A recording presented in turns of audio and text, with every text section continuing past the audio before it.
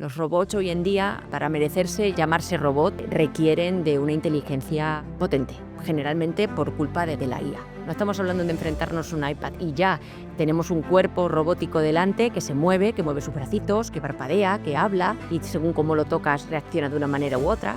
Muchas veces tenemos la sensación de que estamos reinventando la rueda, pero hay veces que esa rueda requiere de una reinvención. El salto del papel al robot real es tremendo, porque nunca jamás a la primera va a funcionar, nunca jamás. Hay que conocer la IA, hay que aprender a usarla. Llegará un momento en que ya no podamos decir yo la IA no. No, es una herramienta que junto conmigo vamos a llegar a soluciones mucho más ambiciosas y más innovadoras. El aprendizaje que te da el salto es algo muy gratificante.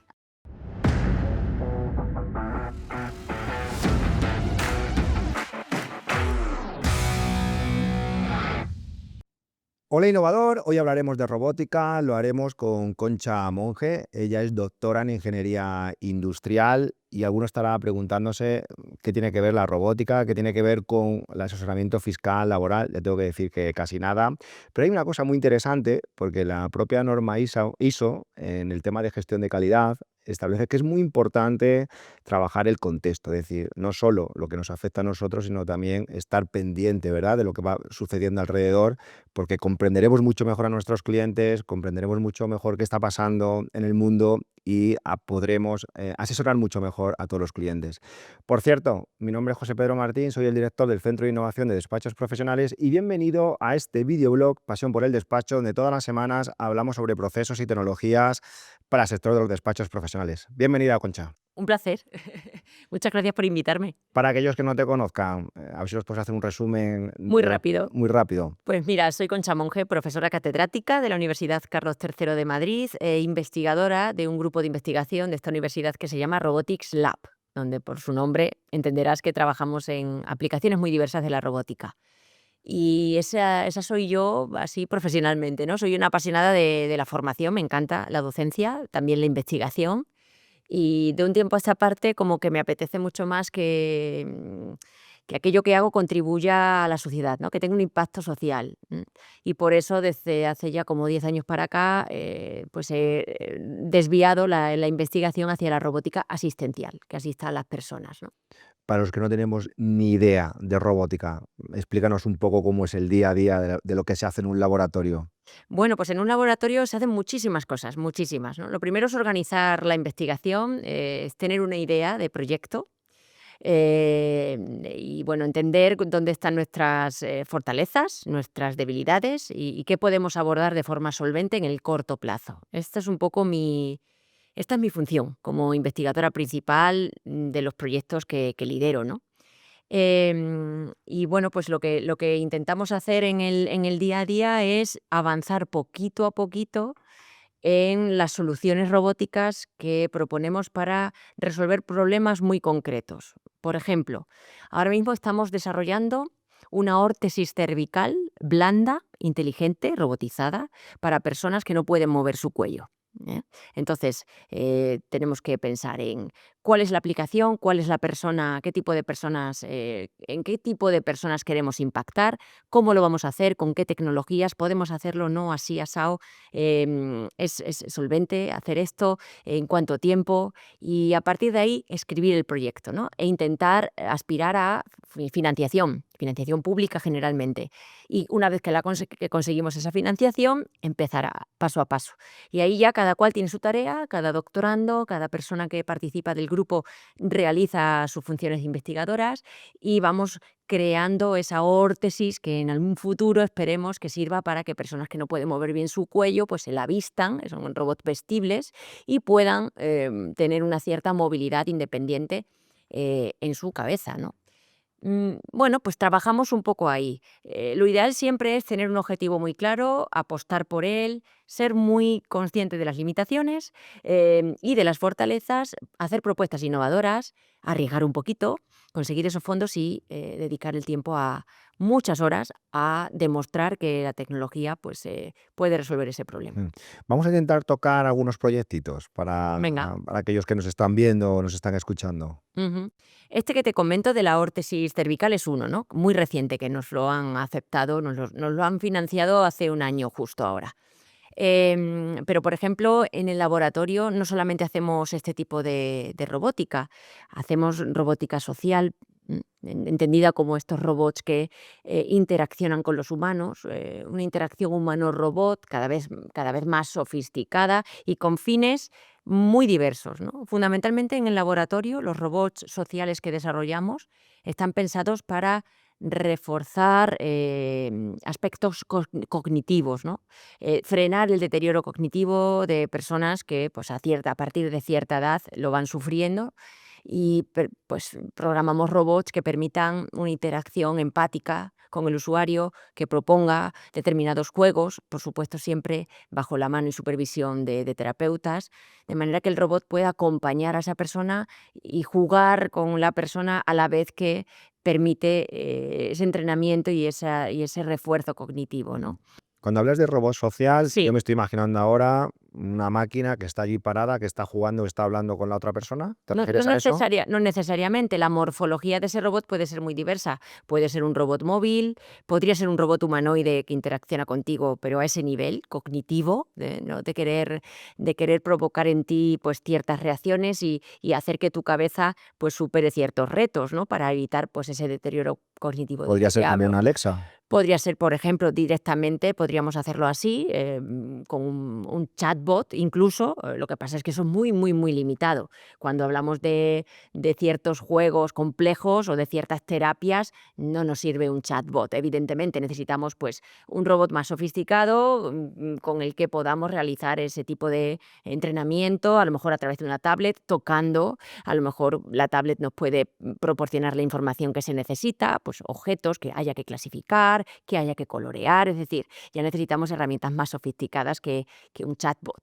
Por tanto, yo me estoy imaginando esos laboratorios que montáis también con un equipo que hace software. Sí, sí, por supuestísimo. Nosotros hacemos robots desde cero y eso implica desde el propio diseño, pensar en la aplicación, como te decía antes, la aplicación nos va a llevar a un diseño, ese diseño hay que hacerlo realidad y lleva una parte hardware, que hay que fabricar el robot, hay que montar el robot, ensamblar sus partes, controlar el robot y luego una parte software, ¿no? Una parte software que es la que va a dotar de la inteligencia suficiente en el amplio sentido, de la inteligencia suficiente al robot para que desempeñe su tarea con ese cuerpo con el que se ha diseñado. Entonces, obviamente, los perfiles que colaboran en la investigación en nuestro laboratorio son súper diversos. Tenemos desde matemáticos a físicos, informáticos, ingenieros electrónicos, ingenieros industriales, bioingeniería.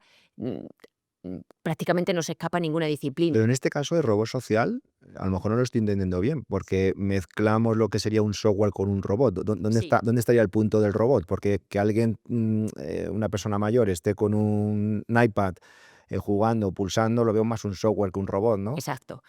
Ahí es en donde trabajamos. Concretamente hay un grupo dentro de mi laboratorio, que es el Laboratorio de Robótica Social, donde lo que están fundamentalmente desarrollando es robots, el chasis, digamos, de manera que genere más empatía con la persona que tiene que aprender del robot o hacer ese entrenamiento cognitivo, de manera que se produzca un enganche, ¿no? Con el robot para que haya, oye, pues desde esa conexión, desde esa empatía con el robot, las terapias funcionan muchísimo mejor. No estamos hablando de enfrentarnos a un iPad y ya tenemos un cuerpo robótico delante que se mueve, que mueve sus bracitos, que parpadea, que habla, que se ilumina, al que puedes tocar y según cómo lo tocas reacciona de una manera u otra. Y entonces esos lazos, esos vínculos que se generan con el robot físico eh, facilitan y mejoran muchísimo el aprendizaje y la interacción entre el humano y el robot, evidentemente. Y en eso es en lo que se trabaja, en cómo deben ser esos diseños. Hay desde robots de sobremesa con un determinado tipo de recubrimiento, más tipo peluche, a lo mejor un poquito más rígido, con distintos colores, cómo hay que diseñarlo, de qué forma, con qué aspecto, si es un animalito o si a lo mejor tiene forma más de persona. En eso se trabaja, ¿no? Para generar esa empatía. Por ejemplo, algunos de los robots últimos que se están diseñando pues tienen forma de peluchito, ¿no? Lo llevas encima, lo acaricias, ¿no? Para personas mayores, por ejemplo. ¿Eso ya existe? Sí, sí, sí. Bueno, esto lleva robots achuchables, vamos a llamarlos así, existen desde hace mucho tiempo. En Japón, por ejemplo, son pioneros en este tipo de diseños, ¿no? Nosotros pues estamos en esa línea de investigación y estamos proponiendo cosas pues también muy, muy, muy, muy interesantes. Y ya te digo, pues son robots que según si le tocas, imagínate un gatito al que le tocas los bigotes, el robot va a reaccionar, se va a mover de una determinada manera, va a emitir un determinado ruido, puede darte mensajes de que tiene hambre y entonces pues tú tienes que interaccionar dándole de comer, dándole de beber. Claro, bueno, ¿cómo le das de comer o de beber a un peluche? Bueno, pues lo hacemos inicialmente pues con unas tarjetitas, ¿no? Se las ponemos delante o acariciamos en la parte donde hay que acariciar con esa tarjetita, el robot lee lo que contiene esa información, esa tarjeta, y sabe si es agua o si es una manzana, y en base a eso, pues te va dando mensajes, gracias, tenía mucha sed, o tengo hambre, dame una manzana. Es decir, generas con algo aparentemente muy sencillo, ¿no? Pero generas una empatía y una necesidad de cuidado hacia ese robot que te repercute en lo personal, ¿no? Es como, acuérdate del Tamagotchi. Cuando nació el Tamagotchi fue una revolución, ¿no? Y toda la gente cuidaba de su Tamagotchi y muchos se disgustaban cuando el Tamagotchi moría, ¿no? Luego lo podías volver a resucitar y volver a jugar. Pero cuando habláis de robot social, Sí, porque claro, según me estás diciendo esto, lo estoy viendo también para jugar con los niños, sí, pero está más pensado a lo mejor para personas mayores, para ayudarles, para saber en qué punto están, ¿no? De conciencia o de habilidades. eso es. La aplicación la decides tú. Nosotros, los robots sociales que hacemos en el laboratorio son para personas mayores, ¿vale? Para frenar ese deterioro cognitivo en la medida de lo posible. Si el objetivo es para niños, incluso niños que puedan tener autismo, etcétera, la terapia es otra y a lo mejor pues hay que abordar otro tipo de diseños distintos, con otro tipo de ejercicios distintos. Es decir, aquí un robot que resuelva todo no existe. Tenemos que pensar en aplicaciones muy concretas y soluciones muy concretas. Y ojalá, pues luego aquello que propongamos de solución tenga muchísima aplicación, ¿no? Más allá de aquello para lo que se pensó. Pero concretamente cuando se trata de humanos y de algo tan complejo como lo que es la cognición y demás, es muy difícil que tengamos un único robot que resuelva todos los problemas. Entonces hay que ir caso a caso y dentro de un mismo tipo de problema, te diría usuario a usuario, porque eso es fundamental, eso es lógico.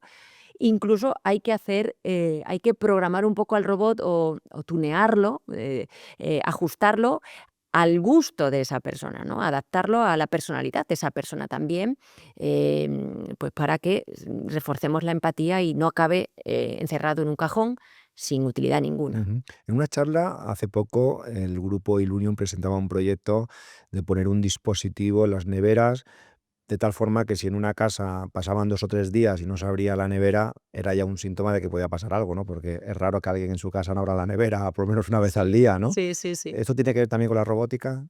Bueno, eso tiene que ver más con una automatización de algún proceso, ¿no? Diría sí, hay una inteligencia muy, muy, muy limitada realmente, ¿no? Y no hablamos de un cuerpo robótico que tenga que hacer una función, eso básicamente es un chivato, ¿no? Ah, No has abierto la puerta, pues manda una señal de alarma.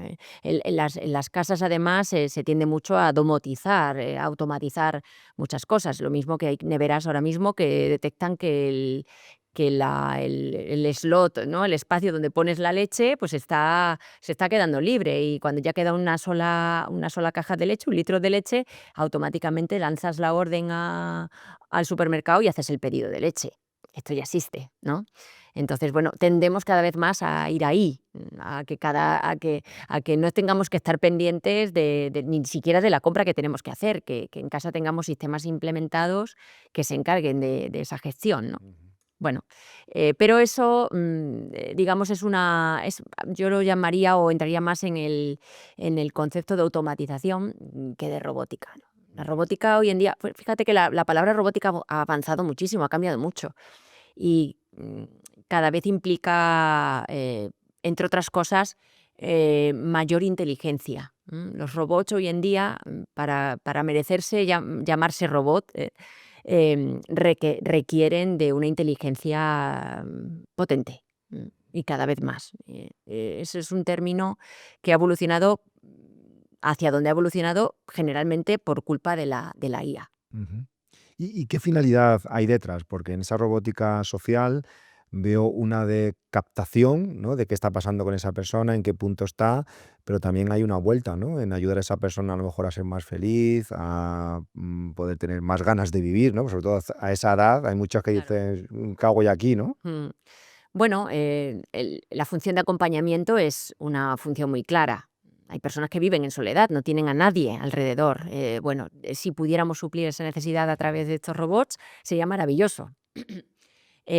También a nivel terapéutico hacen una función estos robots, no nos olvidemos, ¿no? Lo que pretendemos no solo es acompañar, sino hacerlo de una manera que refuerce la salud cognitiva de quien usa al robot.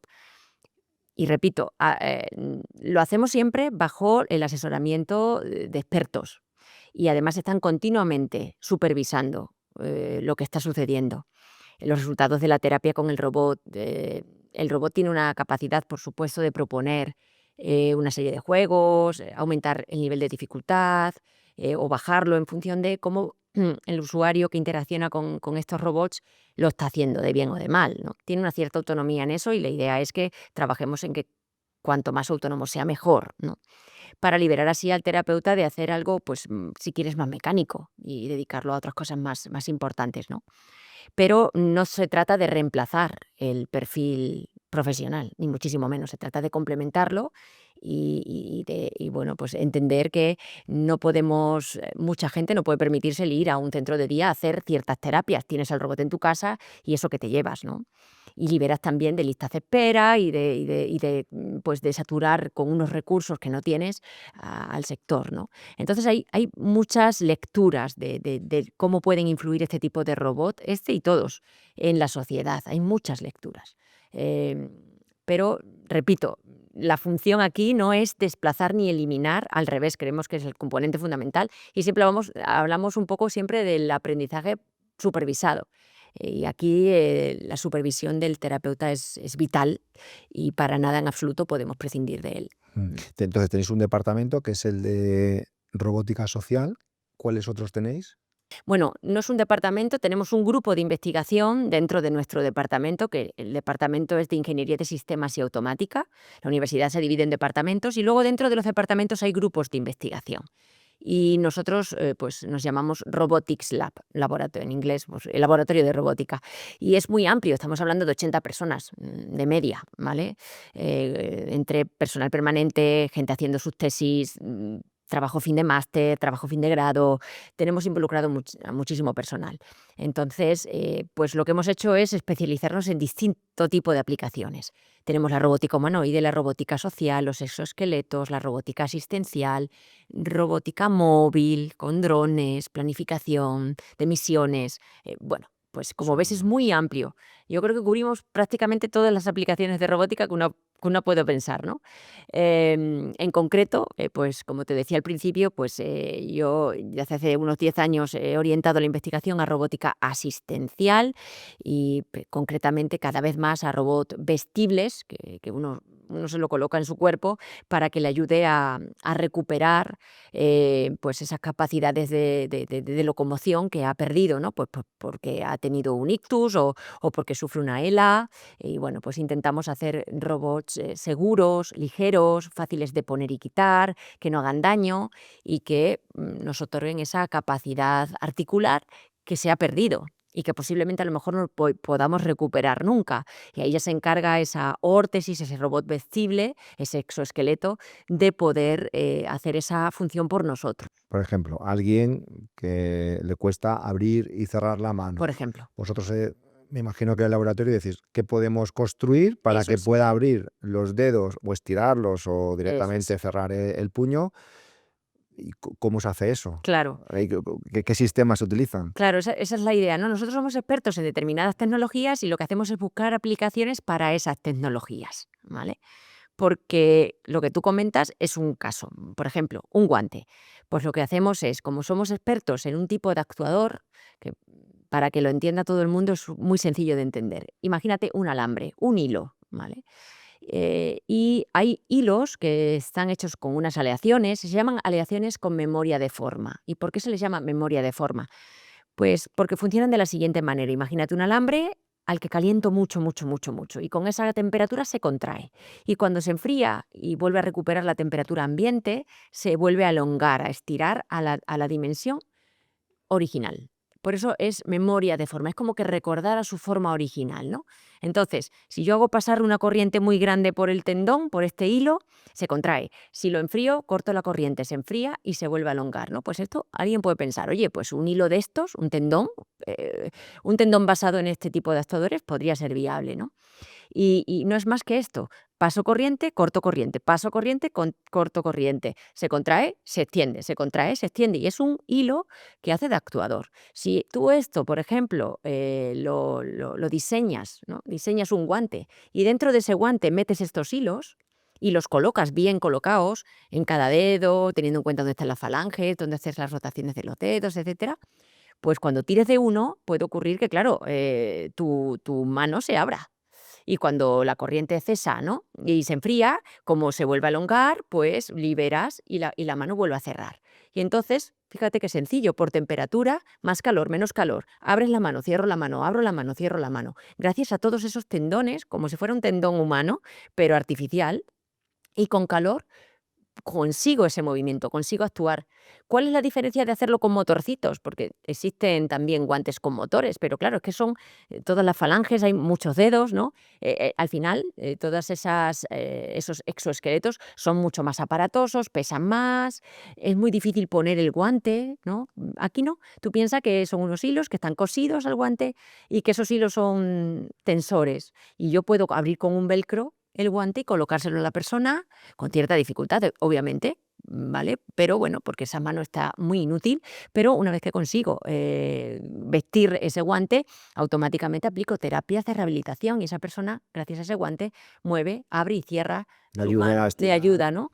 Y llega un momento donde si el paciente va recuperando bien, pues podemos mejorar la fase de rehabilitación a algo menos automático, y darle la libertad al paciente de que él actúe y otorgarle la mínima cantidad que determina el terapeuta nuevamente de energía para que le ayude el guante, pero dejamos que sea el paciente el que ejerza la mayor fuerza, ¿no?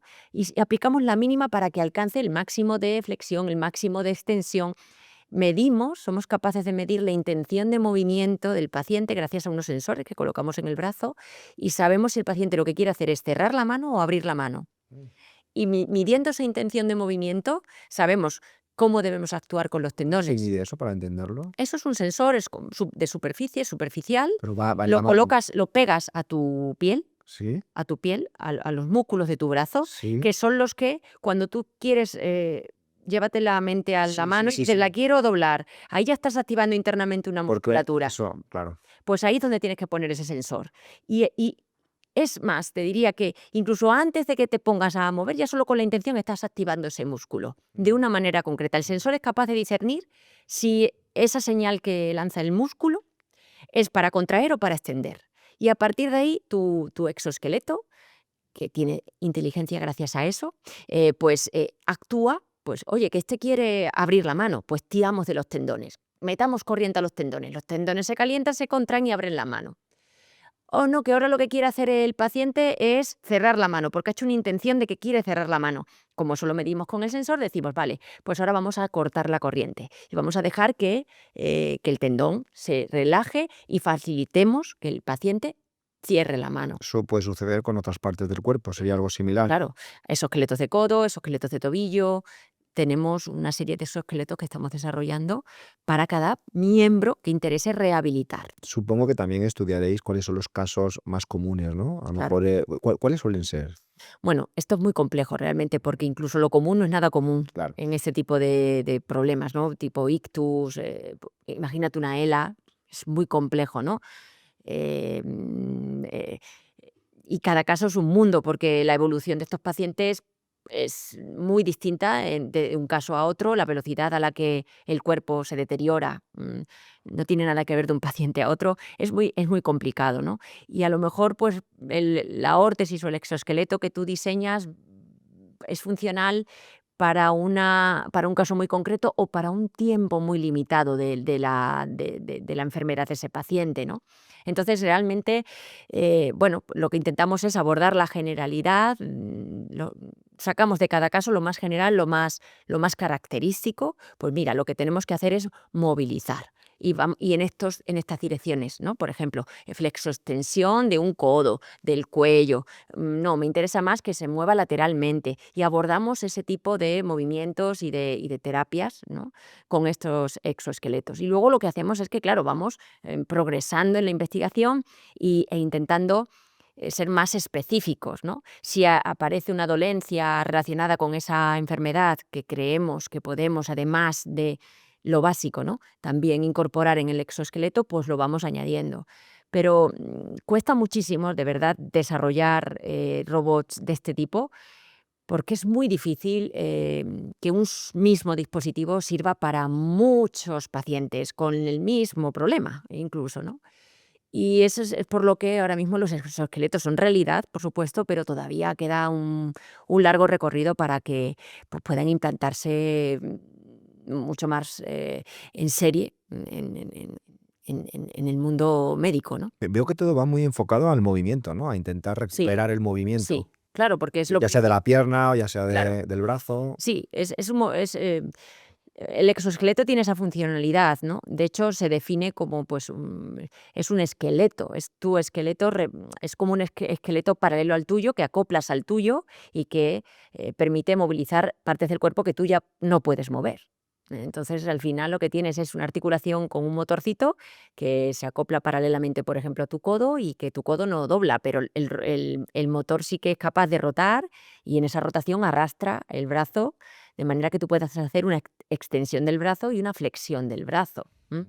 Entonces, por supuesto, es muy articular, es muy de movimientos. Los exoesqueletos es lo que pretenden. Otra cuestión es pues el recuperar a nivel neuronal pues una actividad cerebral sana, saludable. Nosotros ahí no nos metemos, no nos dedicamos a eso, pero bueno, al final tiene mucha relación la parte del cerebro con la parte muscular y por eso es tan complejo. Ujú. Hay veces que por mucho que rehabilitemos un músculo, jamás vamos a conseguir que esa persona vuelva a moverlo por sí solo. Depende de su lesión. Entonces, por eso es tan complejo. Es realmente un reto tremendo. ¿Qué casos se deciden en el laboratorio? ¿Quién decide eso? ¿La empresa que financia eso? ¿Un particular puede llegar allí y decir, oye, tengo esto, estoy dispuesto a pagar lo que sea? Pues fíjate, lo que tenemos los científicos y las científicas, ¿no? Que estamos en los laboratorios, somos bastante libres. Es decir, cuando conocemos distintas tecnologías, buscamos aplicaciones y prácticamente te diría que de casi todo lo que hacemos en el laboratorio, la decisión de hacerlo o no es nuestra. No es una empresa que nos lo ha pedido, no es... Hombre, evidentemente estamos en el mundo real, conocemos pues, temas de, por ejemplo, rehabilitación médica. Pues entendemos las necesidades, obviamente, ¿no? Pero vemos dónde encajan nuestros robots en esas necesidades. Y empezamos por ahí. Luego ya, una vez que vamos cogiendo cierta experiencia, vamos abriendo el abanico, ¿no? Pero generalmente somos libres casi totalmente de proponer las aplicaciones que queramos nosotros. Generalmente no nos las imponen. Luego, por supuesto, tú percibes el interés de ciertas empresas, el interés del sector médico, por dónde van las convocatorias. Esto influye mucho, ¿eh? Pues, oye, ha salido una convocatoria en robótica en salud. ¿Qué es una convocatoria? La convocatoria, pues son... Dinero, financiación. Exactamente. Una llamada a participación para conseguir fondos. Entonces, el ministerio decide que va a sacar, que va a dar no sé cuántos millones en robótica aplicada a la medicina. Pues ahí, venga, pues vamos a hacer un proyecto con este enfoque y vamos a conseguir fondos. Si a los evaluadores les interesa tu propuesta, la ven viable y que el tema está candente y que realmente vas a resolver un problema útil, pues te dan los fondos y empiezas a funcionar ahí, ¿no? Que se decide que se van a dedicar no sé cuantísimos millones de euros que vienen de Europa además para la IA, pues ala, pues todo el que quiera pues participa ahí. Entonces tú haces tu propuesta, oye, mira, yo la IA la voy a usar para esto, voy a impactar en este sector, en este, y necesito para ello 500.000 de euros, 1.000.000 de euros. Va al evaluador y dice el evaluador, fantástico, esta gente lo ha hecho bien, solvente, le damos el 1.000.000 de euros y a partir de ahí tal, ¿no? Entonces hay que estar muy pendiente de dónde están los fondos o a qué se dedican los fondos. Porque también te puede suceder otra cosa, y esto también condiciona mucho la investigación. No serán ni un grupo, ni dos, ni tres los que deciden a qué dedicarse en función de dónde están los fondos. Porque claro, sin dinero no haces nada. Claro. Y por suerte también muchas tecnologías robóticas se pueden aplicar a muchas cosas, ¿vale? Entonces dices, oye, pues yo sí estoy desarrollando estos tendones de los que te hablo, para robótica social, pero si no hay ni un duro en robótica social, en robótica médica, ¿no? Para rehabilitar, si es que no llegan convocatorias para dedicar el dinero a esto, pero me están llegando convocatorias para, yo qué sé, temas del espacio, pues este tipo de actuadores se utilizan muchísimo en espacio, porque bueno, pues con ellos puedes tirar de muchas cositas en una nave, en una aeronave que esté haciendo una misión en el espacio, ¿no? Y se puede utilizar ahí. Pues oye, pues lo llevo a aplicaciones aeroespaciales en vez de aplicaciones médicas. Es decir, que cada grupo funciona de una manera, funcionamos como podemos y somos muy sensibles a la financiación. Entonces, para nosotros es vital que ojalá hubiera todos los fondos que quisiéramos para poder estar desarrollando tecnologías para aquello que creemos que se necesitan esas tecnologías. Personalmente, mi grupo se apuesta mucho por la robótica asistencial, pero obviamente trabajamos mucho en otros sectores, aeroespacial, construcción. Bueno, pues intentamos cubrir el mayor espectro posible para no quedarnos nunca sin fondo, ¿no? En tu grupo de trabajo, el de asistencial, la IA, ¿ha supuesto algún cambio en estos últimos años? Hablemos desde que salió ChatGPT, que parece que empezó el mundo ahí, ¿no? Sí. Desde finales del año 2022. ¿Qué ha supuesto para vosotros? Sí, desde luego, ¿no? Pero en todos los grupos, en el Robotics Lab, la IA es una parte fundamental, siempre lo ha sido. Y nosotros siempre hemos hecho IA, siempre. Lo que pasa es que es una IA, bueno, pues si quieres, vamos a llamarlo así, más clásica. Pero IA se lleva haciendo muchísimo tiempo. Lo que pasa es que ahora, claro, con el boom que ha habido, ahora somos capaces de hacer ordenadores con una capacidad de cómputo muchísimo mayor y de almacenamiento muchísimo mayor. Y esto nos ha permitido pues, aplicar estos algoritmos inteligentes a gran escala, con muchísimas más neuronas, con muchísimas más capas de neuronas, ¿no? Y por tanto, podemos procesar casi cualquier cosa y guardar casi cualquier cosa que procesemos, con lo cual avanzamos mucho más rápido, ¿no?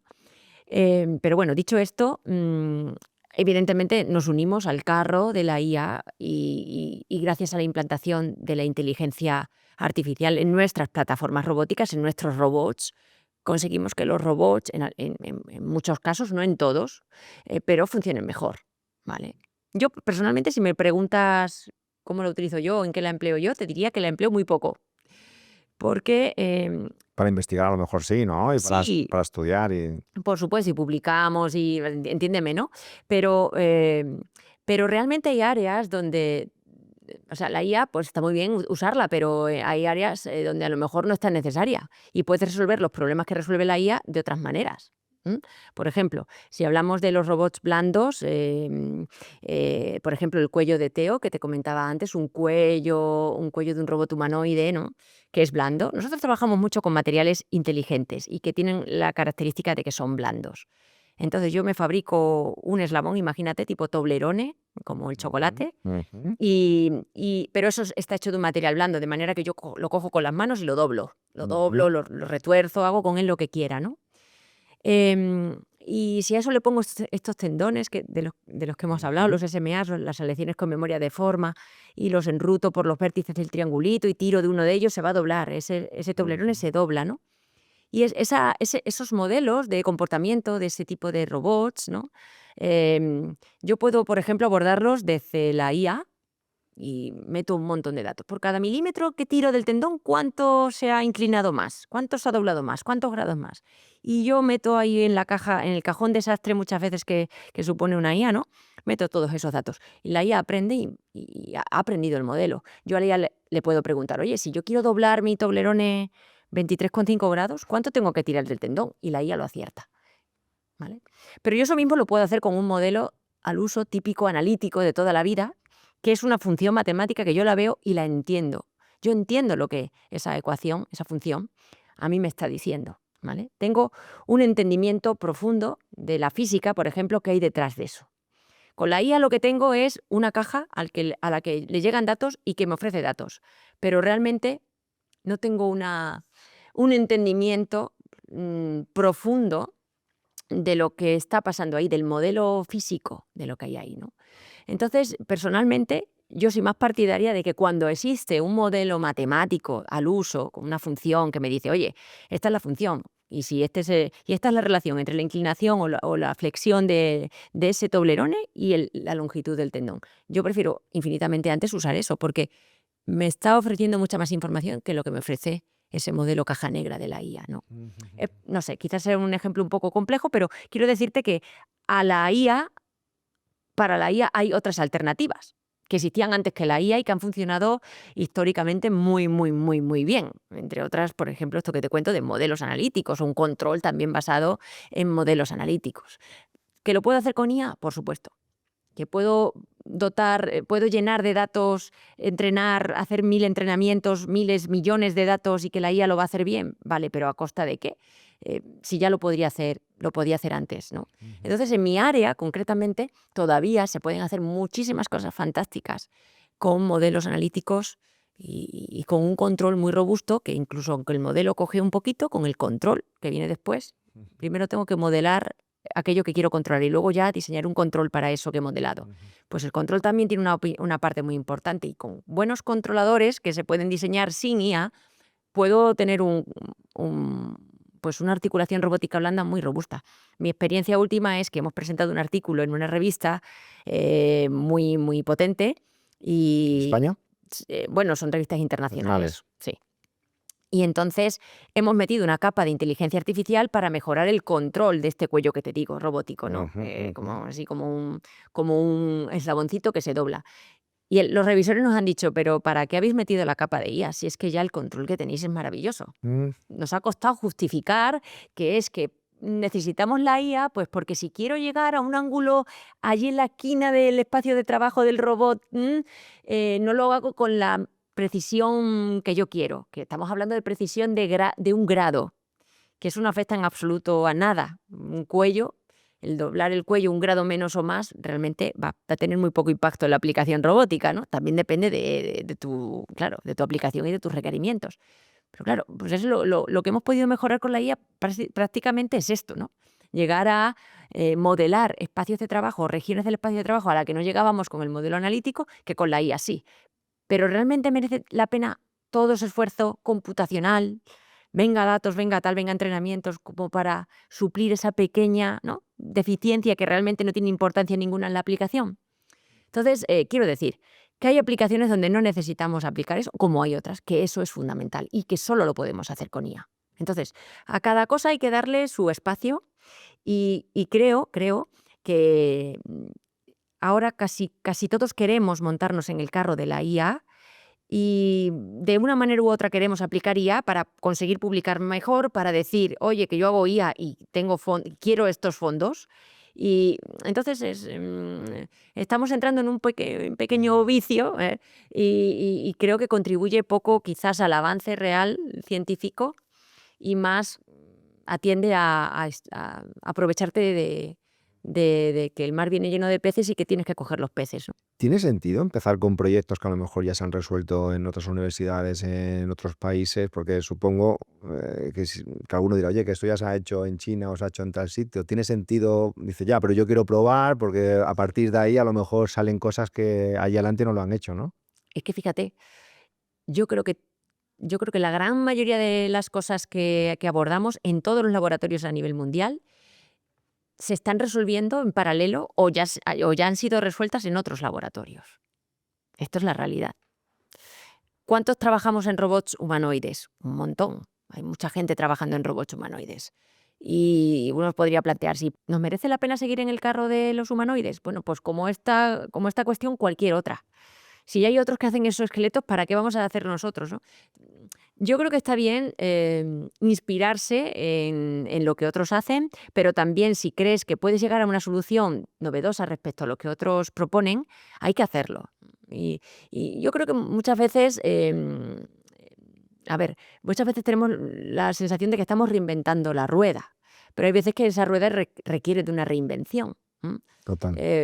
Y es cierto que a lo mejor el esfuerzo es mucho para lo poco que incrementalmente mejoras la solución de otros.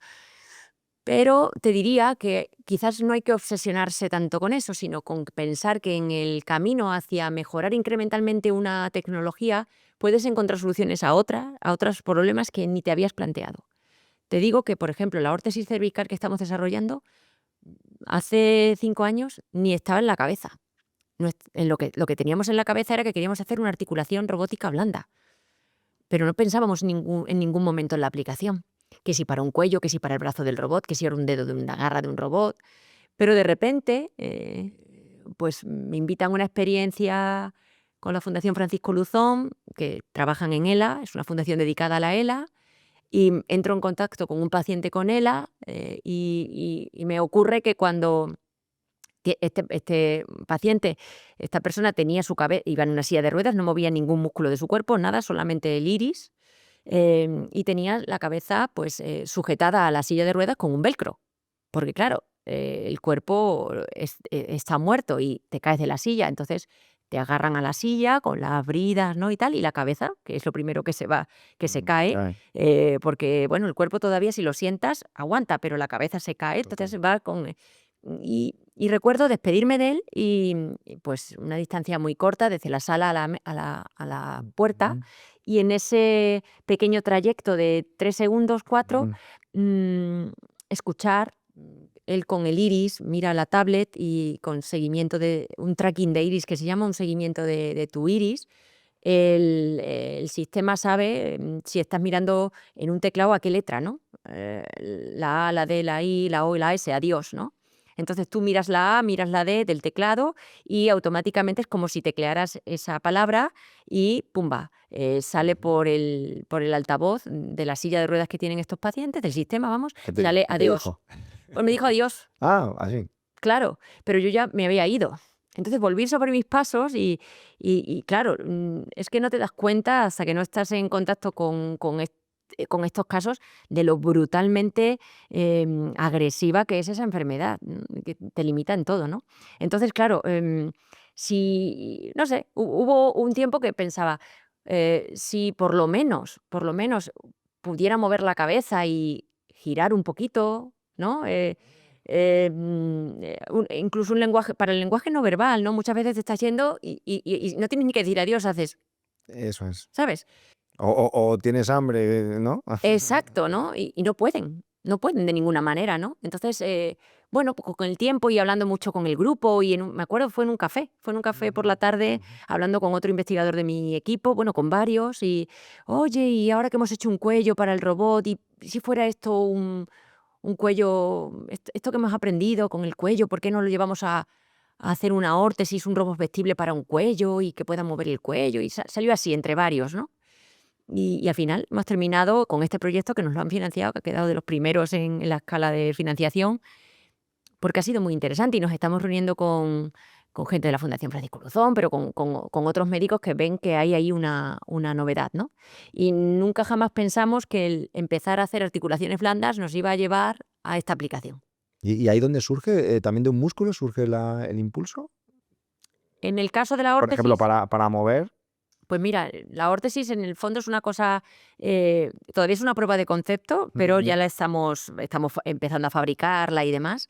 Pero la órtesis lo que tiene son estas dos articulaciones blandas que te digo, que son como toblerones, una a cada Mm. lado. Tienes un apoyo a mentón, un apoyo a clavícula, ¿vale? Te lo colocas y conectas la parte de arriba con la de abajo con, imagínate, dos muelles, uno a cada lado. Ajá.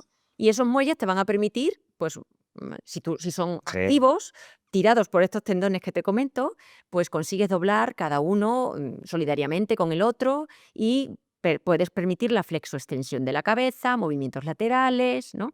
Eh, controlando por estas corrientes por temperatura, lo que te digo, estos tendones. Si tú controlas y tienes el control absoluto de todos esos tendones, tirando de ellos, puedes conseguir un movimiento de la cabeza relativamente amplio, en relativamente varias direcciones, ¿no?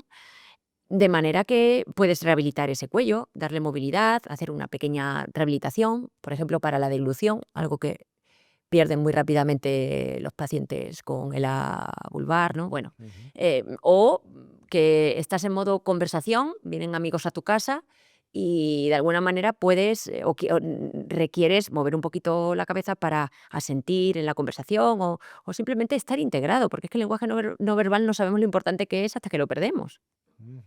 Y dicho por familiares de pacientes de ELA que me lo han dicho, dice, es que si solamente con mover un poquito ya integraríamos a estas personas, ¿no? En la conversación. También cambiaré su punto de vista. Tú imagínate lo que es tener la mirada, porque tu cabeza no se mueve, fija todo el rato al frontal para poder interaccionar con una tablet. Por no hablar de que salud, de la conjuntivitis de los ojos, ¿no? Pero siempre en la misma dirección mirando los ojos para adelante, hombre, cambias un poquito la perspectiva, ¿no? Mueves hacia otro Mm. lado, hay otro tipo de luz, hay otros objetos, eso para la vista tiene seguro, y no soy experta en óptica, pero va a tener, unas connotaciones mucho más positivas que mirar fijamente siempre desde el mismo punto de vista a algo fijo, ¿no? Entonces, con poquito, fíjate lo que podemos conseguir, ¿no? Entonces, esta es un poco la idea. Y ya te digo, hemos llegado por casualidad. Pero, trabajamos mucho en la ciencia básica. Nosotros somos de ciencia básica, de bajo nivel, que se le llama, no porque tenga poco nivel, sino porque hablamos de tecnologías que a lo mejor están aún muy verdes, pero que si vamos avanzando con ellas, podemos llegar a fabricar de repente una articulación que ahora se puede, integrar en cualquier robot y que es maravillosa, pues, porque permite hacer órtesis mucho más ligeras, portables, porque si te fijas en las órtesis cervicales ahora mismo que existen que ni siquiera están en el mercado, las órtesis cervicales activas, pasivas sí que hay, los collarines famosos, ¿no? Los puedes encontrar los rígidos, los semirrígidos, los más blandos, pero son pasivos, eso no te van a mover la cabeza. Si te pasan los activos, lo que hay en los laboratorios de investigación, que yo haya visto, y hemos hecho un análisis muy profundo del estado del arte y de lo que hay, pues son sistemas bastante aparatosos, con motores, que te ponen una diadema aquí, esa diadema, ¿no? Pues la mueve un vástago, ¿no? Para acá, para allá, te atacan el movimiento desde la cabeza, que no es lo natural, tú mueves tu cuello para mover la cabeza, no te mueves la cabeza desde aquí. Y luego, que son muy aparatosos, el consumo energético es muy grande, no lo puedes, poner en una persona en una silla de ruedas, porque ocupa tanto que no puedes ni recostarte, ¿no? Entonces, bueno, pues vas viendo dónde crees tú que aportas. ¿Que hay otras órtesis cervicales? Por supuesto. ¿Que funcionan bien? Por supuesto, a su manera. Pero, pues, hemos dado una vuelta Una de tuerca vueltecita. y hemos pensado que esa tecnología, pues, puede servir para eso. Supongo que a la hora también de investigar y de poner en marcha el proyecto es muy importante, que ese producto, sea asequible luego en el mercado, ¿no? Claro. Bueno. A la hora de los productos, a la hora del material, pues, ¿no? Si dices que si es que hacer esto va a costar 300.000 euros, pues se lo Claro. va a poder permitir uno, bueno. Lo principal, y ahí tenemos mucho recorrido, esto que te estoy contando, repito, es una prueba de concepto. O Ujú. sea, estamos muy lejos todavía de tener un prototipo funcional. Ahora queremos conseguir un proyecto que nos permitiría aumentar el nivel de transferencia de esta tecnología mucho, como para casi tenerlo disponible para lanzarlo al mercado. Esta es la idea, a ver si conseguimos esos fondos. Pero lo más complejo es certificarlo. Cuando tú puedes diseñar un robot, y y lo quieres comercializar. Y ese camino puede ser de rosas o de espinas. Concretamente, cuando hablamos de salud y que hablamos de que vamos a ponerle esto a un paciente que tiene serios problemas de salud, ahí intervienen muchos actores y hay que hacer muchísimos experimentos clínicos, ensayos clínicos, o conseguir los certificados, lógico, porque estamos hablando de vidas humanas, ¿no? Entonces, eso se puede alargar mucho. Entonces, lo principal para nosotros, lo que más nos preocupa es que la tecnología que desarrollemos realmente sea eficiente, eficaz, que podamos clínicamente demostrar que tiene impacto. Puede ocurrir no lo podamos demostrar. Bueno, pues ya está, habrá que dedicarse a otra cosa, ¿no? Pero para nosotros, antes de que el equipo sea barato o caro, lo que queremos es demostrar que, oye, si se usa, va a mejorar la calidad de vida de esta gente, ¿no? Y eso está todavía por demostrar, todo por demostrar, ¿vale? Y, por supuesto, unido a eso, como bien dices, es la parte económica, ¿no? Si lo que propones cuesta 100.000 euros, jolín, pues a ver cómo haces una inversión en el mercado, a cuántos hospitales convences para que metan eso ahí en sus hospitales, ¿no? Bueno, en el caso de esta tecnología, de esta solución de la que te hablo, la fabricación es hiper barata. Hiper barata. Estamos hablando de que lo fabricamos con una impresora 3D, con materiales elásticos. Todo es íntegramente, toda la órtesis entera es blanda, está hecha con materiales elásticos. Podríamos incluso para una órtesis pasiva, imprimirla de una sola vez, y te estoy hablando de euros, ¿vale? O sea, euros. Lo que pasa que, bueno, a nivel material y fabricación. Otra cosa es que hay que hacer un escáner al paciente, hay que saber qué mirar en el escáner para determinar cómo dimensionar la órtesis, cómo diseñarla, qué distancia tiene que haber entre esos muelles que te digo, ¿no? Es decir, hay un expertise muy fuerte detrás, ¿no? Pero cada paciente se estudia, se hace un escáner de su cara, de su cabeza, de su cuello, se le diseña la órtesis según lo que nos digan los terapeutas.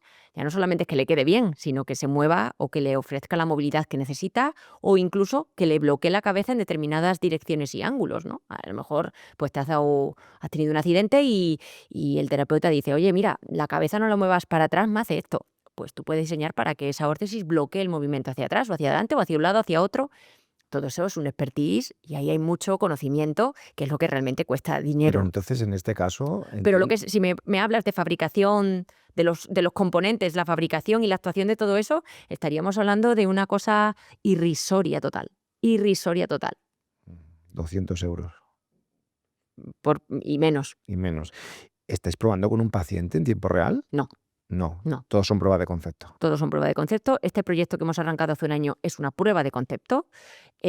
Ahora lo que queremos es aspirar a los fondos de este proyecto europeo, de esta convocatoria europea, donde van a participar también pues Francisco Luzón, Fundación Francisco Luzón, hospitales, para poder tener acceso a los pacientes, ¿vale? Pero esto, si conseguimos esos fondos, será desde que concedan el proyecto y nos den los fondos a 3 años vista.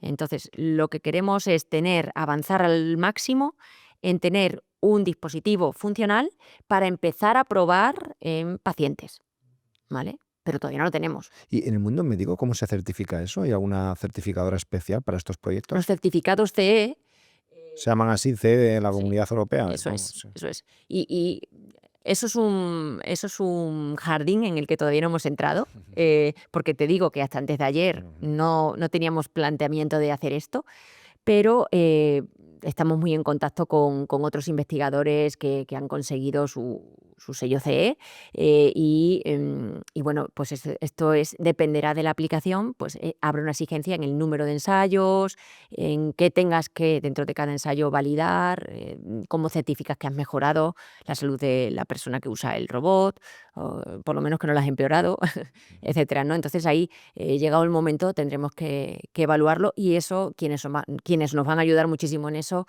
pues son los propios médicos, ¿no? Los propios clínicos, que claro, tienen una influencia vital en supervisar todo lo que hacemos y validar realmente que eso tenga una utilidad. Más allá de, por supuesto, también la experiencia del usuario. Los usuarios tienen que contarnos su experiencia, si les incomoda la órtesis, si no, si les hace daño, si les produce alergia.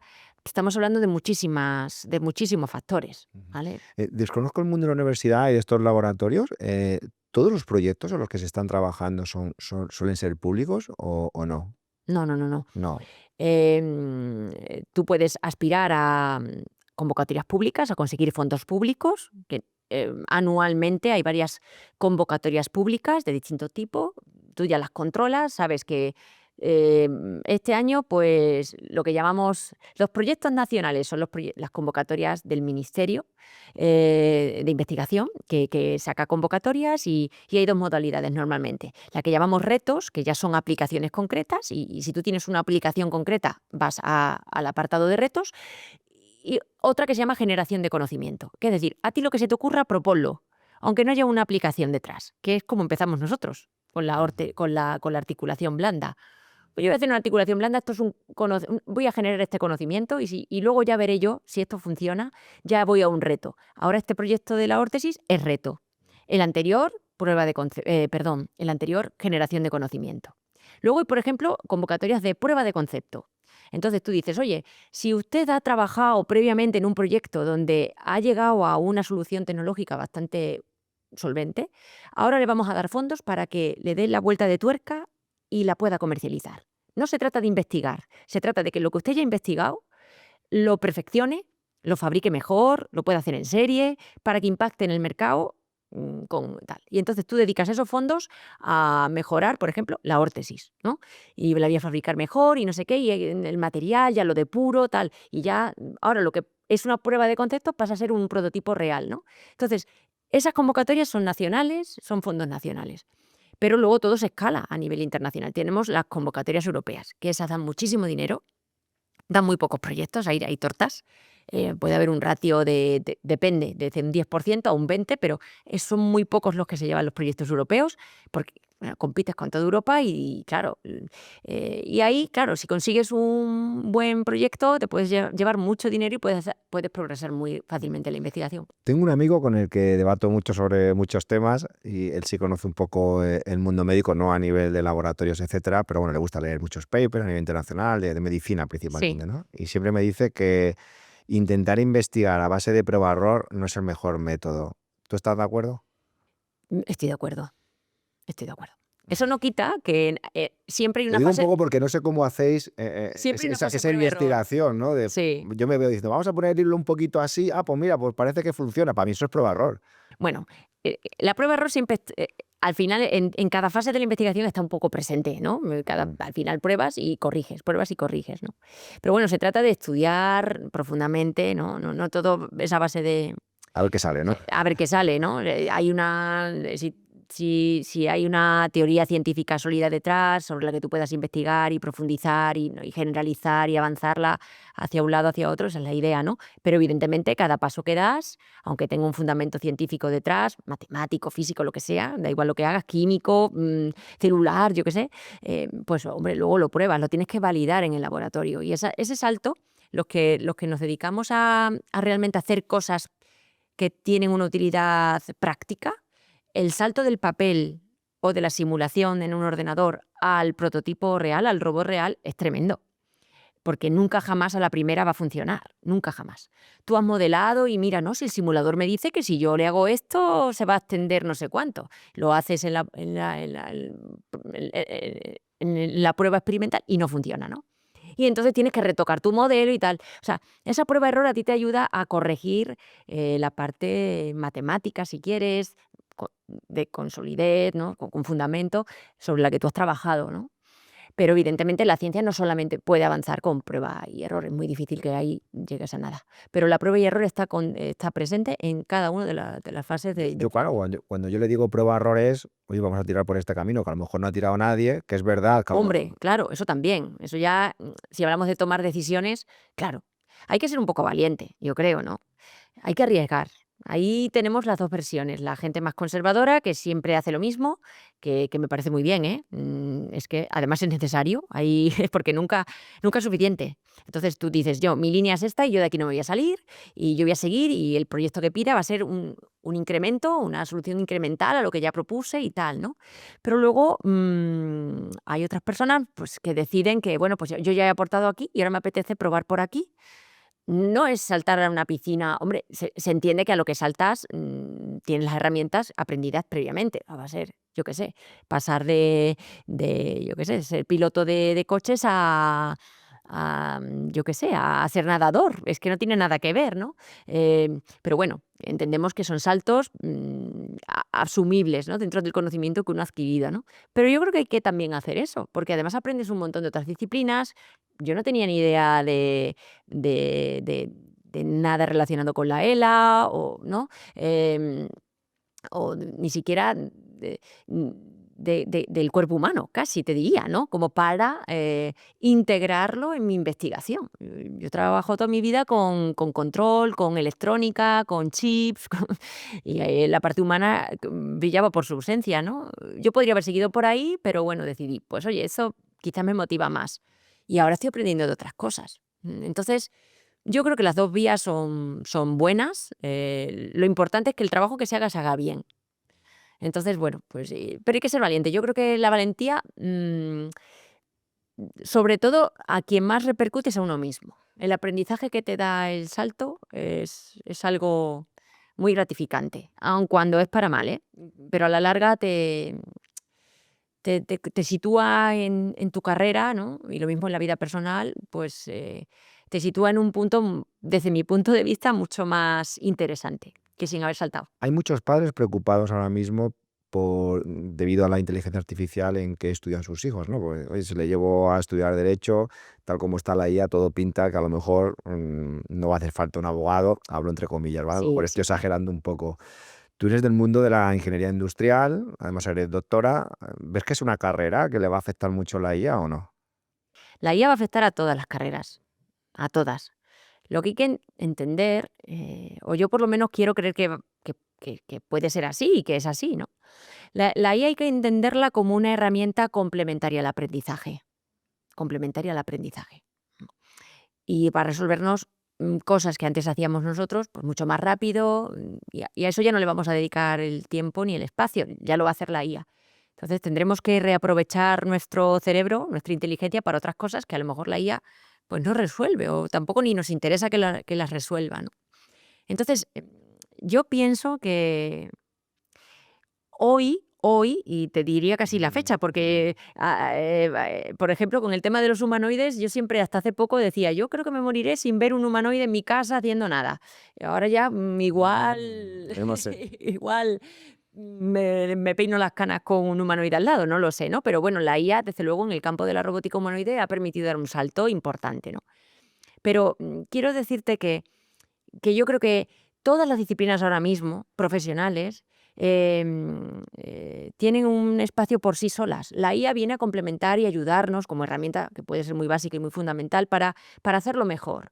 Pero, desde luego, no podemos hoy por hoy decir que ya no voy a estudiar esto porque la IA lo ha resuelto. Eso es un error garrafal, porque la IA será maravillosa, potentísima, pero tiene sus limitaciones también, ¿vale? Entonces, pensar a día de hoy que la IA ya ha resuelto, por ejemplo, que ¿para qué quiere un abogado? Porque la IA, bueno, pues eso es garrafal. Y lo mismo medicina, porque ya hay una IA que detecta si el cáncer, oiga, bueno, precisamente esa IA la ha entrenado un médico, un clínico o lo que sea que sabía mucho de estos temas y que gracias a eso la IA ha afinado mejor, ¿no? En su predicción. Entonces, yo mi mensaje es, hay que conocer la IA, hay que aprender a usarla, hay que integrarla, porque eso sí, si no nos podemos quedar atrás. Ya llegará un momento en que ya no podamos decir: "Yo la IA no".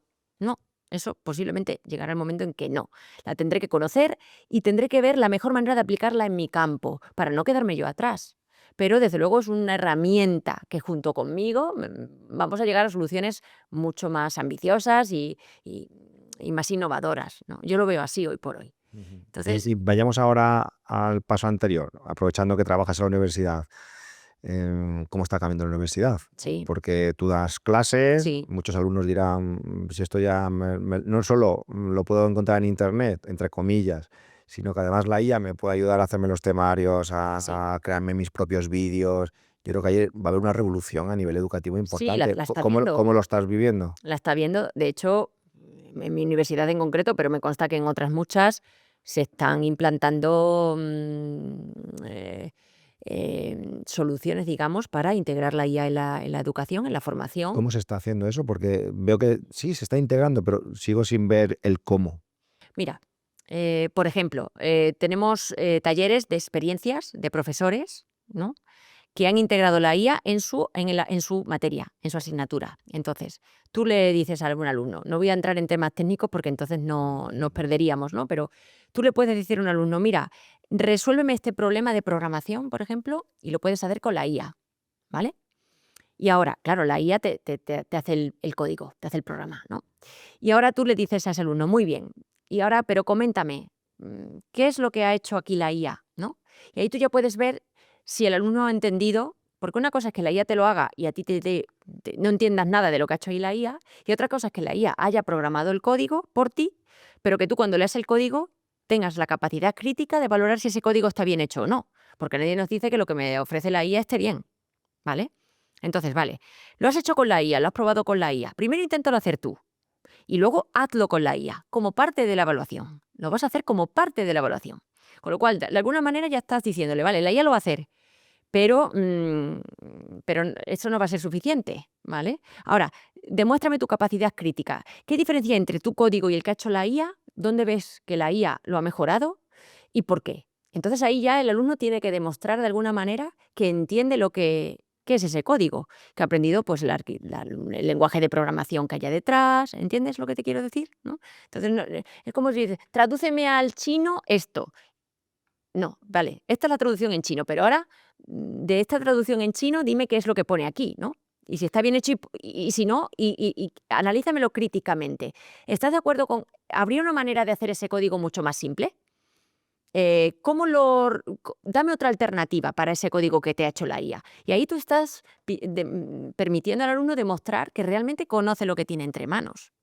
Ahora, si tu asignatura, la evaluación de tu asignatura es programa esto, el alumno va a ir y va a decirle a la IA, prográmamelo, la IA lo programa, tú lo entregas como un entregable de tu trabajo y el profesor que está evaluando, que la IA lo ha hecho bien o mal. El alumno se queda sin entender nada.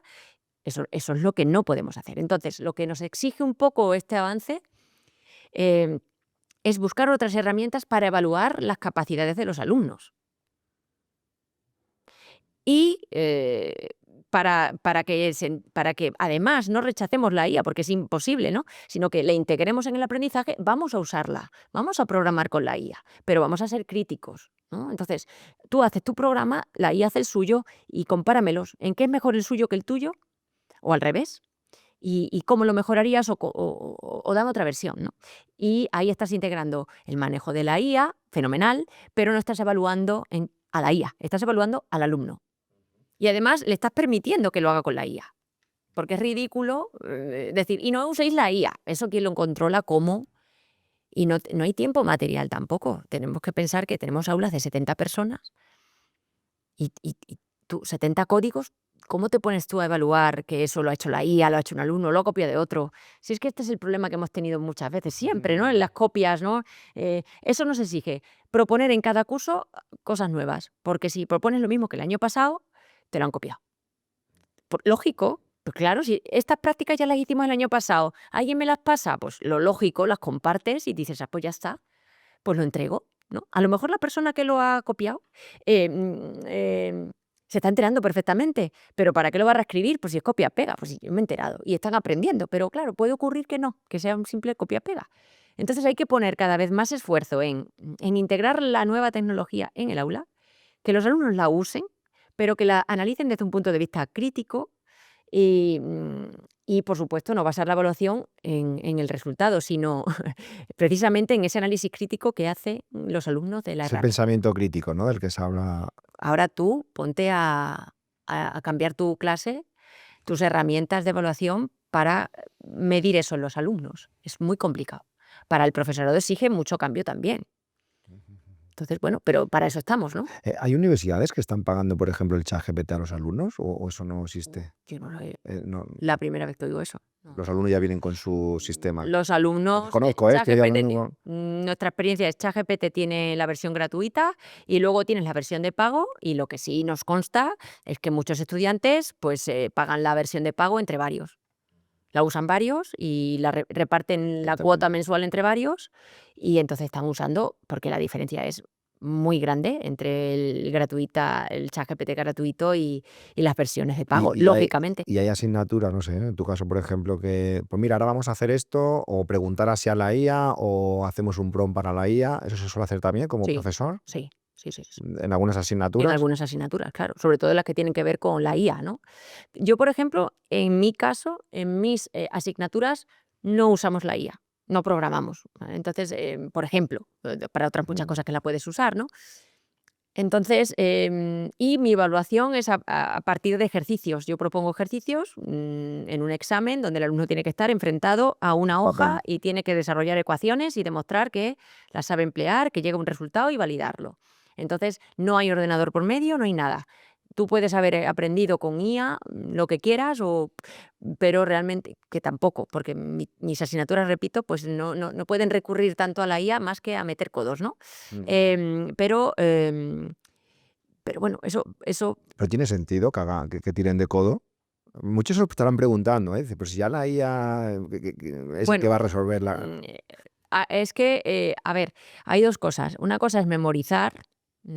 Hay aprendizaje que se basa en memorizar tablas, memorizar datos, memorizar una fórmula. Y eso hay mucho también, por supuesto.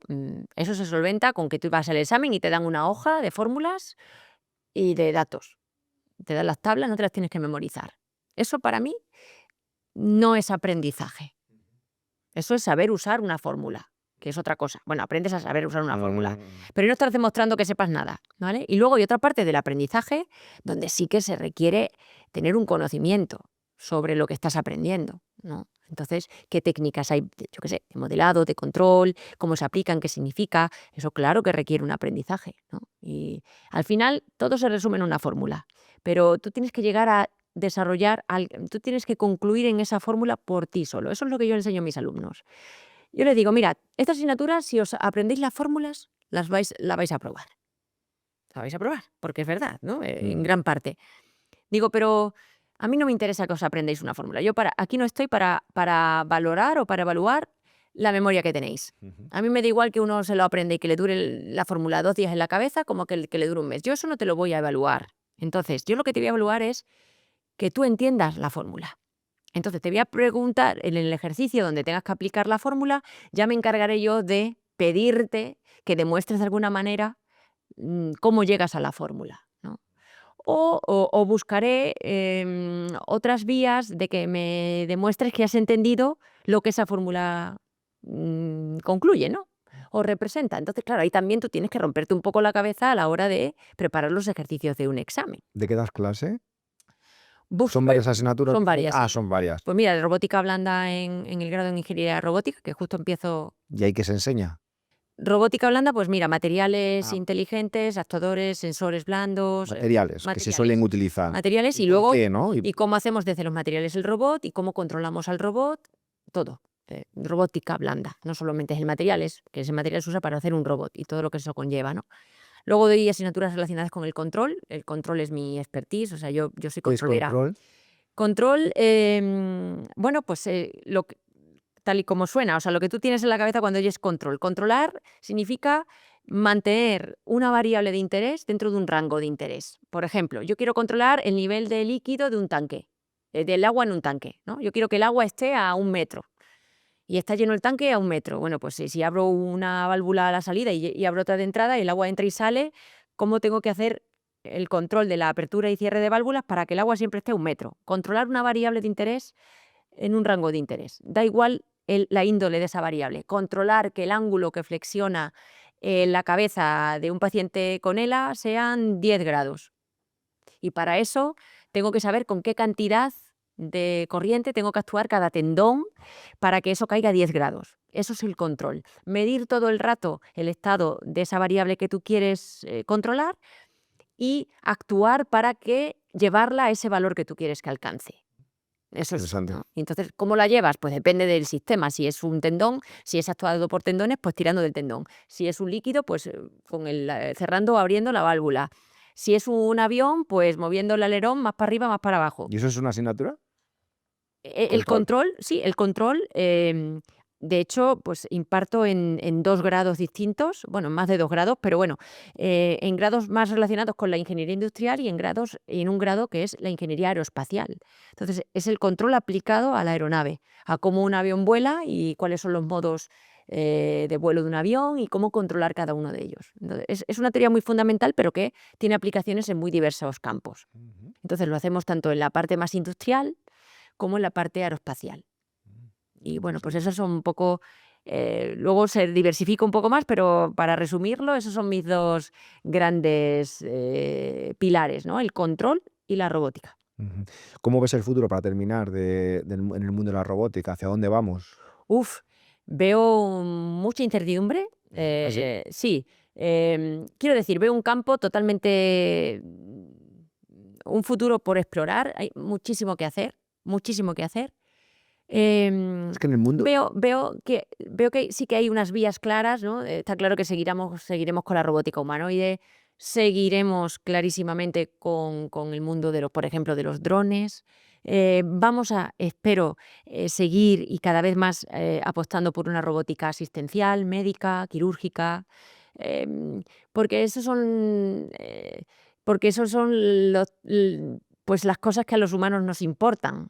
A veces mal, pero bueno, nos importa nuestra salud y mejorar nuestra calidad de vida, por lo tanto, ahí vamos a invertir. Y bueno, pues nos importa también, pues, por desgracia, el poder, el ganar territorios, el estar armados para hacer la guerra o para defendernos. Y ahí, pues la robótica militar, con aplicaciones militares, por supuestísimo, va a seguir avanzando. Bueno, de hecho, pues todas las revoluciones industriales han estado siempre muy motivadas por, ¿no? por estos temas, ¿no? Por desgracia, ¿no? La lectura positiva que yo hago es que muchos de los desarrollos que se utilizan o que se hacen para la guerra, luego se democratizan y se aplican a otras áreas muy bonitas de la vida. es cierto. Entonces, eh, ahí volvemos a la ciencia fundamental, ¿no? A la generación de conocimiento, y a que la tecnología no es ni mala ni buena por sí sola, es la aplicación que se le da, y ahí somos los humanos los responsables. Entonces, Rumba, por ejemplo, es un caso. Rumba, la gente a lo mejor piensa que a ¿Qué alguien es se le Rumba? ocurrió el robot limpiador Rumba, ¿no? Estos que están en la casa que limpian, ¿no? Que son circulares y que se van moviendo y van limpiando. Bueno, ahora todo el mundo tiene un robot de este tipo. Rumba es una marca concreta, pero bueno, pues están todas las marcas ahí vendiendo, ¿no? Alguien puede pensar que es porque a alguien se le ocurrió que tuviéramos un robot limpiador y la idea viene de ahí. No, la idea viene de, pues de una pues de buscar la manera de, en un entorno pues bélico, ¿no? Poder tener un robot que fuera capaz de inspeccionar el terreno, hacer un mapa y poderlo recorrer de una forma eficiente en el menor tiempo posible, ¿no? Entonces, por razones obvias, ¿no? Entonces tú dices, bueno, pues es que esta tecnología, si este robot lo hago a escala, lo meto en una casa, hace el mapa de la casa y va barriendo cada rincón, y en 1 hora o 2 horas tienes tu casa barrida y tú no has usado la escoba, pues y fíjate, ¿no? Y sin embargo viene de ahí. Entonces, bueno, al final, las aplicaciones nunca sabes por dónde van a salir, pero claro, hay un empuje muy fuerte, desde el punto de vista de defensa que hace evolucionar la tecnología muy rápidamente, mucho más rápidamente, por una razón, y es porque ahí se invierte muchísimo. Ujú. En empresas privadas en España, ¿qué empresas fuertes tenemos en robótica? Bueno, es que, ¿sabes qué pasa? Que robótica, mm, la palabra es muy global. Me dedico a las empresas que se dedican a robótica. Bueno, yo más que nada resaltaría empresas potentes donde la robotización y la automatización es parte de sus soluciones, Ujú. ¿vale? Entonces, por ejemplo, una de las cosas en las que España yo creo que funciona muy bien es en la industria conectada. Nosotros tenemos soluciones, somos grandes proveedores de soluciones muy viables y competitivas en la industria 4.0. Hablo de fabricación de trenes, por ejemplo, fabricación de aviones. Es decir, hay ahí un tejido industrial muy potente, donde, bueno, pues es que, oye, pues estamos, por ejemplo, Talgo, ¿no? Hacemos unos trenes, es una mega empresa que vende trenes a muchos sitios fuera de España, ¿no? Eh, y entonces, yo creo que em, em, yo sí que resaltaría que hay aplicaciones, ¿vale? O sectores donde España es muy competitivo. Ese es uno, por ejemplo, ¿no? Y otros donde no lo somos. Por ejemplo, en la IA, sinceramente. Eh, mm, Debemos, en cualquier caso, allá donde hagamos un poquito aguas, debemos seguir invirtiendo porque no nos podemos quedar atrás.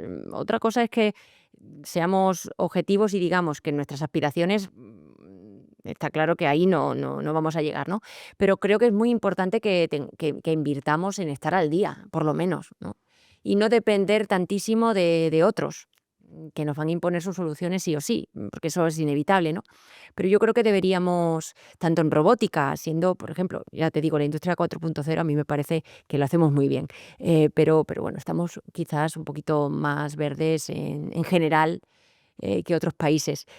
Y de esto va a depender mucho, pues, la financiación, las políticas que se hagan, ¿no? ¿A qué vamos a dedicar los fondos? ¿A qué vamos a dedicar los fondos? Porque si vas a invertir todo en IA, pues estará muy bien, pero ten en cuenta que ya nos llevan muchísima ventaja a los otros. A lo mejor hay que también invertir en otras cosas que hacemos muy bien. Tenemos de los mejores cirujanos del mundo. ¿Por qué no nos aliamos para hacer los mejores robots para ellos, ¿no? Y aprovechamos ese expertise y que también los den otros, ¿vale? Pero oye, ¿por qué no en ingeniería biomédica? Si es que tenemos un un entramado, ¿no? Una red, clínica maravillosa. Vamos a, no sé, hace poquísimo estuve en varias charlas de cirujanos que operan tumores, de próstata, tal, y que utilizan robots quirúrgicos como Da Vinci, que es uno de los que hay, ¿no? Que ya tiene otros competidores y tal, pero bueno. Y claro, están flipados de cómo les permiten operar estos robots y de cosas que no podían hacer antes y ahora lo pueden hacer gracias a que ven mejor, manipulan mejor dentro del paciente, del cuerpo, tal, ¿no? Y ellos son una parte súper importante de ese diálogo entre los ingenieros que desarrollan el robot y la aplicación final, ¿no? Entonces, se sentían muy útiles y muy integrados en esas conversaciones, que tenían con los fabricantes, ¿no? A lo mejor, podemos aprovecharnos que tenemos esta gente tan buena, que otros no la tienen, para que, no sé, llevarnos a nuestro terreno, ¿no? Nos falta quizás dialogar más con los distintos actores de las aplicaciones, yo creo, personalmente, y dotar de una capa más humanista, en general todo, eh.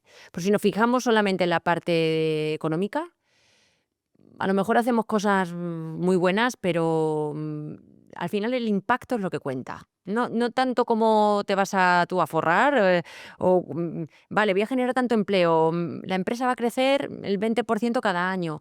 em, bueno, pero vamos a medir el impacto en otros términos.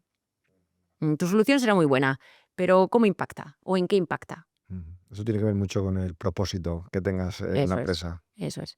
Y por eso, y creo que se hace muy bien así, en nuestra universidad, por ejemplo, y en otras también, ahora en los grados, de cualquier grado de ingeniería, se incluye obligatoriamente la formación transversal en humanidades. Es obligatoria.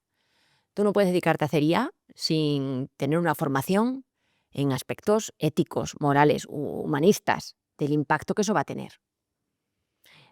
De hace 10 años para atrás era muy raro que en algún proyecto o una tesis doctoral que se desarrollara en un laboratorio de ingeniería hubiera otros actores que no fueran ingenieros.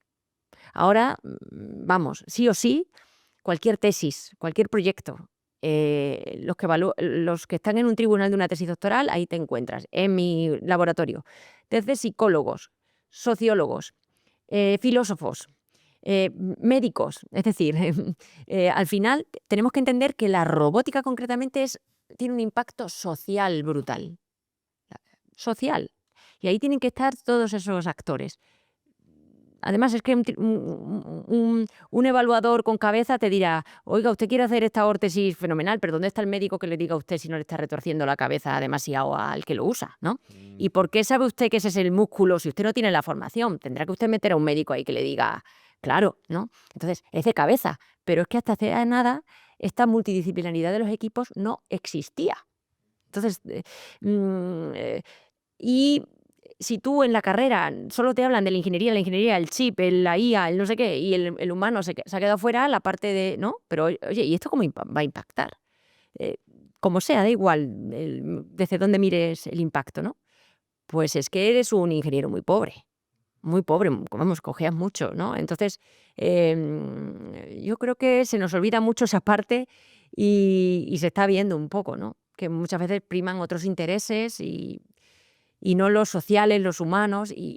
Bueno, yo creo que en cuanto avancemos, cuanto más avancemos en una robótica que realmente cubra aspectos sociales vitales para una sociedad más sana, más saludable, y ya no lo hablo solo desde el punto de vista puro, estricto de la salud, sino mental, de abrazarnos más, ¿no? De estar más en armonía, pues, oye, pues todo lo que venga a promover eso, a permitir que personas que no tienen acceso a nada puedan acceder a algo, ¿sabes? Tengan un aparato que les permita acceder a una lección o escuchar a una persona que les va a formar en algo. Yo qué sé, algo muy sencillo, pero si tú no pones ahí el interés, pues bueno, llegarás lejos, pero en el fondo llegarás muy corto, en mi opinión, ¿eh? Entonces, quizás yo creo que nos haga falta reforzar esa parte humanista en los avances tecnológicos. Qué bien que hayamos terminado este videoblog así, porque lo enlazo con una pregunta que hacemos a todos los invitados y es, ¿qué es para ti la felicidad? ¿Qué te da a ti la felicidad? Uf, es complicada la pregunta, pero mira, Em, te la ahora mismo te lo digo fácil, a mí lo que más feliz me puede hacer es llegar al trabajo y tener un ambiente de trabajo como el que tengo. La relación personal con mi equipo, eso es fundamental. Luego puedes publicar más, puedes publicar menos, te dan los fondos o no te los dan, el proyecto se queda en algo que no era lo que pensabas. Cero, de verdad, o sea, hombre, te disgustas, ¿no?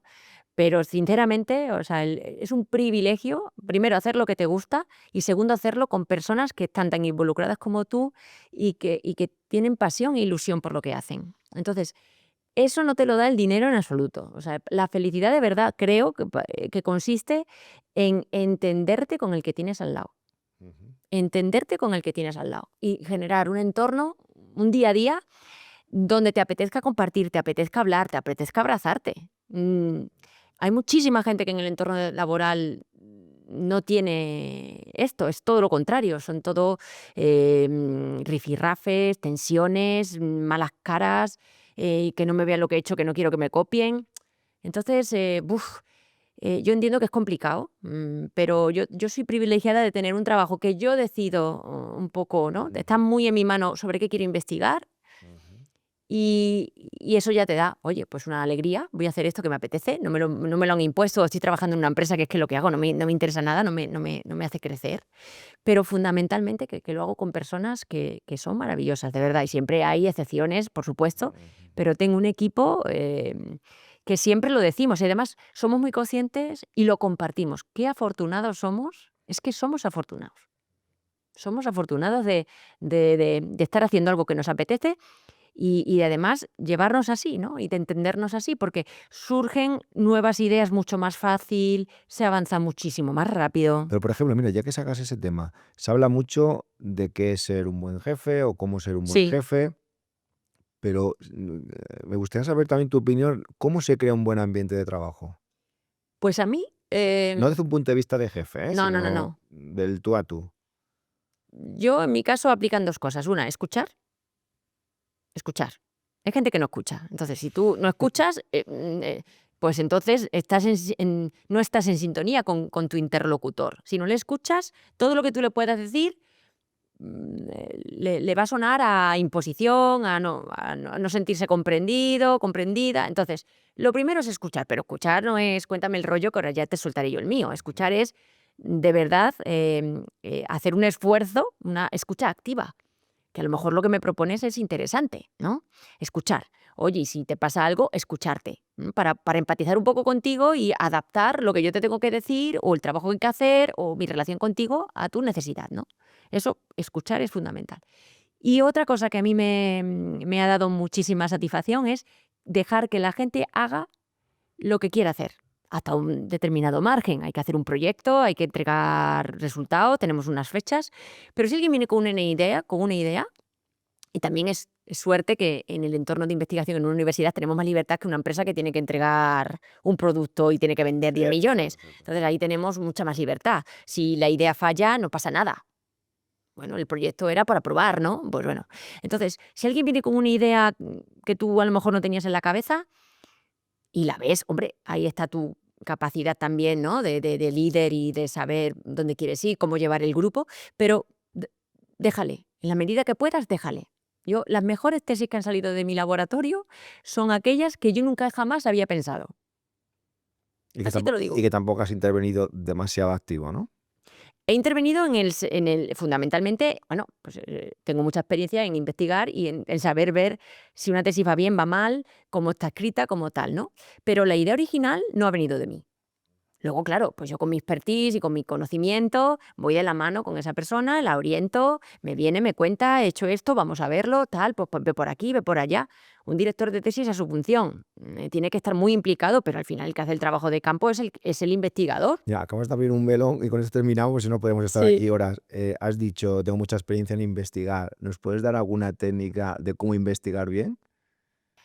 Uf, es que cada investigador tiene su libro, lo que decíamos antes de la prueba-error o ir... em, bueno, además cada campo tiene su filosofía, ¿no? Un poco, pero yo creo que la investigación tiene una serie de fases. La primera, antes de empezar a investigar en nada, es entender el problema. Un investigador lo que tiene que hacer es entender el problema. Si no, difícilmente va a encontrar una solución a qué, si no ha entendido el problema, ¿no? Entonces es plantearte qué problemas quieres resolver, qué problemas quieres resolver con tu tesis, ¿no? Y luego estudiar qué han hecho otros para resolver ese problema, saber qué soluciones hay.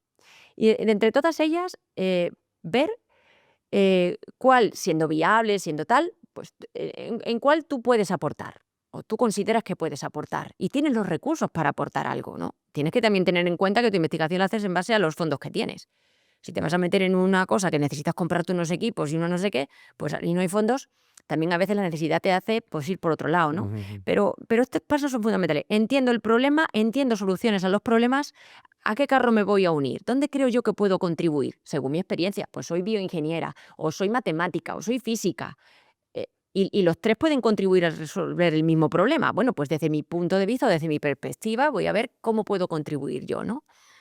E ir paso a paso. Y ahí ya sí que entra un poco la prueba de error. Puedes empezar por un lado y decir, bueno, pues esa línea no me está llevando a nada, o no tengo los recursos, o voy a probar por este otro lado y tal, ¿no? Pero yo creo que requiere de una parte inicial de mucho trabajo, que es entender muy bien el problema y las soluciones ya existentes. Y luego a partir de ahí ver, pues, a qué pata te unes y por dónde tiras, ¿no? Muy bien. Pues muchísimas gracias, Concha. Nada, un placer, ha sido un gusto. Pues muchas gracias y si te ha gustado el videoblog de hoy, acuérdate de darle like, suscríbete si todavía no lo has hecho y nos vemos en el próximo episodio. Adiós.